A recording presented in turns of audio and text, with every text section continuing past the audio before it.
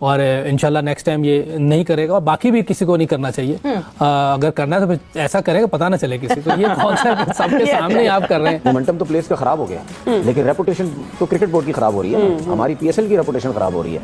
अब ये ऐसी खराब होती जा रही है कि पहले 3-4 इंसिडेंट जो हमारे इस सिस्टम के ऊपर तो बहुत सारे सवालिया निशान है। हमारे इस बॉल टैंपरिंग का लफ्ज हमारी क्रिकेट के साथ आज से तो नहीं जुड़ा हुआ, ये बहुत पहले से जुड़ा हुआ दिखाई दे रहा है। एक वक्त ऐसा भी था, आपको याद होगा जब 92 वर्ल्ड कप हमने जीता था, उसके बाद वसीम अख्तर गए थे, वहां से बॉल टैंपरिंग की आवाजें आना शुरू हुई। क्या हम पाकिस्तानियों को शर्म आती है?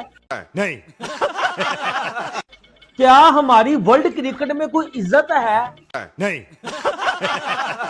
क्या हम भिखारियों को दुनिया में कोई पूछता भी है? नहीं।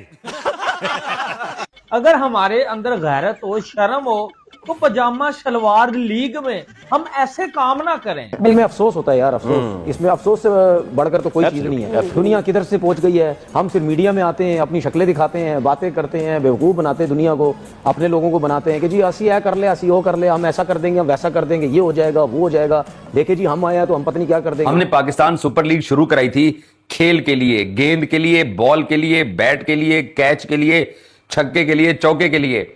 ये हमारे प्लेयर्स को क्या हो गया है, वो किन चक्रों में पड़ते जा रहे हैं। और एविडेंस सब कुछ था, फिर ही जाके इतनी बड़ी रिपोर्ट की गई है। तो मेरे ख्याल से फ्रेंचाइज को भी, मैनेजर को भी सोचना चाहिए था, बना लेते तो ज्यादा अच्छा था। शायद साहब जाहिर है जब वीडियो एविडेंस आ जाता है तो फिर उस पे उसको डिनाई करना वो सेंस नहीं बनती, लेकिन अब ये बात सामने आ गई है। कमाल है कि इतना कमाल ये कितना ब्लेटेंट था। 3 प्लेयर खड़े हैं, पीछे ही अंपायर शायद 2 कदम पीछे खड़ा है और उसके बावजूद वो प्रैक्टिस हुई। तो पहले दफे हम खेलते थे जब, तो दुनिया की दूसरी टीमें करती थी, वो पता ही नहीं चलने देती थी कैसे कर रही हैं। लेकिन बॉल जैसे 10-12 ओवर होते थे तो वो अपना काम दिखाना शुरू हो जाता था बॉल, तो फिर आपको उससे तो वैसे ही पता चल जाता था जब बॉल अपना काम दिखाना शुरू। हाँ, 10-12 ओवर में पता चल जाता, लेकिन किसी ने किया ये नहीं पता चलता था किसने किया है। ये कमाल है, इस तरह का काम करें ताकि आपको किसी को पता ना चले। क्योंकि ये तो आप व्हाइट बॉल में जो क्रिकेट हो रही है वो तो ऐसी, मेरा मकसद बॉलर्स के लिए कुछ है ही नहीं, तो क्या करें। हालांकि उस टाइम तो फिर बॉलर्स के लिए कुछ होता था। इस विकेट पर भी बहुत कुछ था जिसपे उन्होंने ये फखर जमान। हाँ, ये और बात है, लेकिन वैसे मैं ओवरऑल बता रहा हूँ कि व्हाइट बॉल जो वनडे क्रिकेट हो रही है वो इतनी इजी कर दी है बैट्समैनों के लिए कि वो बॉलर्स को तो आप वैसे ही अलाउ कर देना चाहिए भी जो मर्जी कर लें बॉलों के साथ, जो मर्जी कर लें। आप ये कह रहे हैं कि एमसीसी को ये रूल ले आना चाहिए बॉलर्स के लिए। आप बॉलर्स का क्या कसूर है मुझे बताएं। बॉलर्स की आप बेइज्जती हो रही होती है, ये नहीं कि मार पड़ रही, ये बेइज्जती हो रही होती है कि 70-70 रन, किसी को 80 रन पड़ रहे हैं। कोई तरीके की क्रिकेट हो तो फिर बात भी है, लेकिन चलें बहरहाल क्या कर सकते हैं। बाबर आजम की जो आपने बात की है ना, ये हमेशा याद रखें, जो बड़ा प्लेयर होता है ना, जिसकी रेपुटेशन होती है, वो वहां पे हंसता खेलता है जहां पे उसको इज्जत मिलती है। मैं आज भी कह रहा हूं, जब ये कप्तान था ये रिलैक्स था, मुझे रिस्पेक्ट मिल रही है, मैं अपनी मर्जी से टीम बना रहा हूं, मैं लेके चल रहा हूं, मैं सब कुछ है। जहां पे आपने उसकी धजियां फेरनी शुरू की, आपने उसको मेंटली गिराया, वो गिर गया नीचे। अगर हमारे अंदर गैरत हो, शर्म हो, तो पजामा शलवार लीग में हम ऐसे काम ना करें।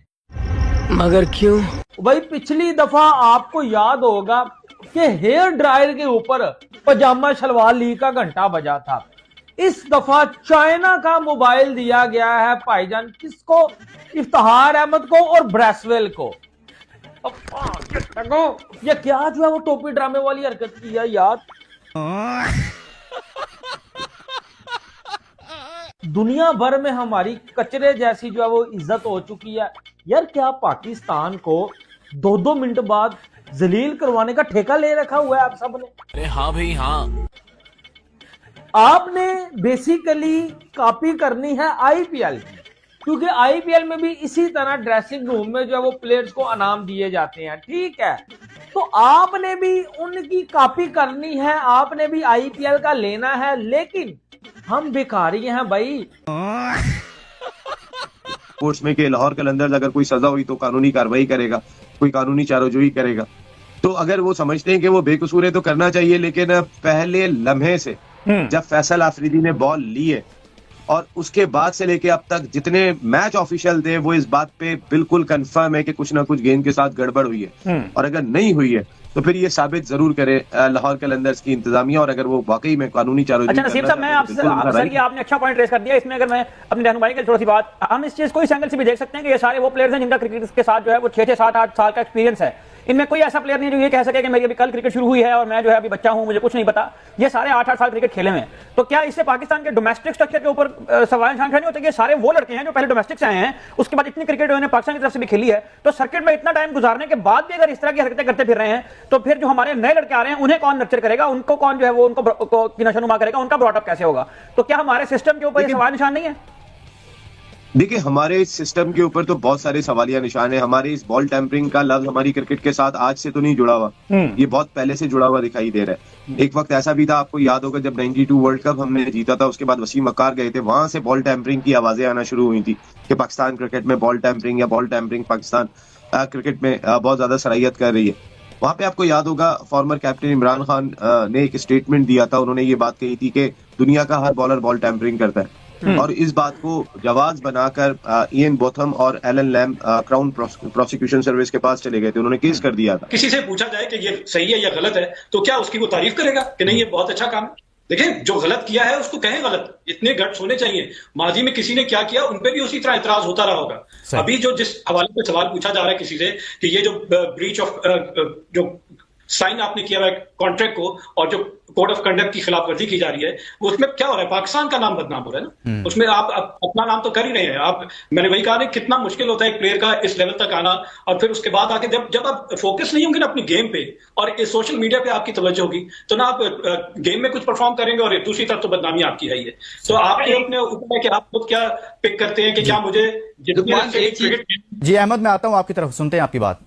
जी मतलब जितने अच्छे भी मैंने क्रिकेट खेलनी है, मुझे क्रिकेट में डिलीवर करना है। मुझे as a bowler Naseem Shah को अपनी बॉलिंग को इंप्रूव करना है, अपनी शॉर्ट कमिंग्स को वहां पे पूरा करना है, और इसी तरह बैट्समैन की बात करें। और आप एम्बेसडर्स हैं, आप अपने मुल्क के एम्बेसडर्स हैं, आप फ्रेंचाइज। बिल्कुल सही बात है। इसके असरात आपके ना सिर्फ ग्राउंड में, आपकी अपनी इंफरादी परफॉर्मेंस पर, पाकिस्तान के नाम पर, पाकिस्तान की क्रिकेट पर, उस पर भी पड़ते हैं। फखर जमान को बॉल टेम्परिंग के इल्जाम में 2 मैचेस से बैन कर दिया गया है। अब वो पाकिस्तान सुपर लीग के 2 मैचेस अगले नहीं खेल सकते हैं। बज़ाहिर किसी को लगता है यार 2 मैच है, कोई बात नहीं, खत्म, कोई बात, छोटी सजा है। वो जैसे लगता था ना नसीम शाह को 2 करोड़ कोई बात नहीं, 1 माह की सैलरी है, या शहीन अफरीदी 10 लाख कोई मसला नहीं है। तकरीबन 4-5 दिन में इस पाकिस्तान सुपर लीग के दौरान पाकिस्तान के 4 क्रिकेटर्स को जुर्माना हुआ है। नसीम शाह 2 करोड़ रुपए, शहीन शाह अफरीदी 10 लाख रुपए, फखर जमान 2 मैचेस का, और कुछ मैच फीस का जुर्माना हुआ हसन अली को। खैर वो एक नॉर्मल चीज थी, अपने बिहेवियर की वजह से उनको एग्रेशन दिखाने के पर। ये 4 खिलाड़ी हैं। हसन अली का शायद मुझे लगता है कि बिल्कुल एक नॉर्मल सी चीज है जो होती रहती है। बाकी 3 क्रिकेटर्स का थोड़ा जिसे बोलते हैं बहुत सीवियर वाला मामला है। मगर फखर जमान को कहने को 2 मैचेस हैं, बट अब ठप्पा लग चुका है, जिसे कहते हैं ना, मोहर सब्त हो चुकी है कि बॉल टेम्परिंग हुई है। PSL should higher Aussie broadcasters. इतना आसान थोड़ी। PSL should higher Aussie broadcaster. भाई पैसा, कोई कितना गवार हो सकता है? जाहिलियत की भी हद होती है। यहाँ गिनती के 3-4 आपको ऑजी ब्रॉडकास्टर लाने पड़ जाए तो लेने के देने पड़ जाते हैं। इन्होंने जब IPL आज से 4-5 साल पहले जो IPL के हाई ऑफिशियल्स थे वो पाकिस्तान सुपर लीग में भी आके काम करते थे, बिकॉज दे आर फ्रीलांसर्स, वो दुनिया में कहीं भी जाके काम करते हैं। पाकिस्तान क्रिकेट बोर्ड ने अपना खर्चा कम करने के लिए उन लोगों से पाकिस्तानियों को ट्रेन कराया, और अब ये पाकिस्तानी ब्रॉडकास्ट कर रहे हैं। इनकी कवरेज देख लो, जमीन आसमान का फर्क है।